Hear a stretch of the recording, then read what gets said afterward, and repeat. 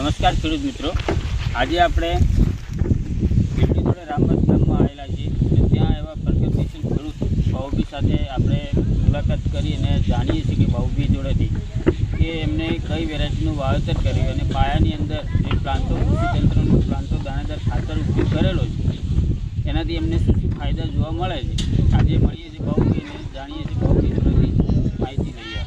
નમસ્કાર બાઉભી, તમારું પરિચય આપો. મારું નામ બાઉભી દેજાભી ચૌધરી, ગામ રામબસ, તાલુકો ડીસા. બરાબર. તો બાઉભી, આ વખતે આપણે કઈ વેરાયટીનું વાવેતર કરેલું છે? સંતાના વેરાયટી છે અને દર વર્ષે તમે બટાકાનું વાવેતર કરો? બરાબર. આ વર્ષે તમે પાયાની અંદર પ્લાન્ટો કૃષિતંત્રનું પ્લાન્ટો દાણેદાર ખાતર જે વાપરેલું છે એનાથી તમને શું લાગે છે?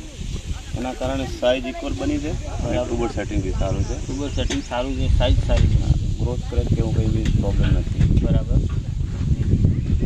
તો આ જે પ્લાન્ટો ખાતર આપણે પાયામાં વાપરીએ એનાથી ફાયદા તો થાય 100%. ખેડૂત મિત્રો, બાઉભીએ 1 વીઘે કેટલું વાપરેલું છે? એક બેગ. વીઘે 25 કિલોની એક બેગ પાયાની અંદર વાપરેલું છે. એનાથી ખૂબ સારું એમાં બટાકામાં રિઝલ્ટ જોવા મળે છે. અત્યારે હાર્વેસ્ટિંગ ચાલુ છે, તમે લાઈવ જોઈ શકો છો કે ખૂબ સારું પ્રોડક્શન મળ્યું છે અને એવરેજ આપણે કેટલો ઉતરશે આમાં ઉત્પાદન? એવરેજ 10 આજુબાજુ થઈ જશે. 10 આજુબાજુ. સંતાના વેરાયટીમાં આ વખતે જે પોઝિશન જે વાતાવરણ અનબેલેન્સ હોવાના કારણે ઘણા લોકોને ઉત્પાદન નથી મળતું, પણ બાઉભીની અંદર ખેતરની અંદર 10 આજુબાજુને એવરેજ ઉત્પાદન એમને મળશે. તો બીજું ખાસ કરીને કે દિયોદરના આજુબાજુના જે ખેડૂત મિત્રોને પ્લાન્ટો પ્રોડક્ટ જોતી હોય તો ખીમણા હાઈવે પર શિવ એગ્રો કરીને આવેલું છે, ત્યાં આગળ પ્લાન્ટો કૃષિતંત્રનું દાણેદાર ખાતર બી મળી રહે છે અને એમની પ્રોડક્ટ બી મળી રહે છે. વિડીયોની અંદર નીચે શિવ એગ્રોનું એડ્રેસ બી મૂકીશું અને જે માહિતી જોતી હોય એ બી મળી રહેશે તમને.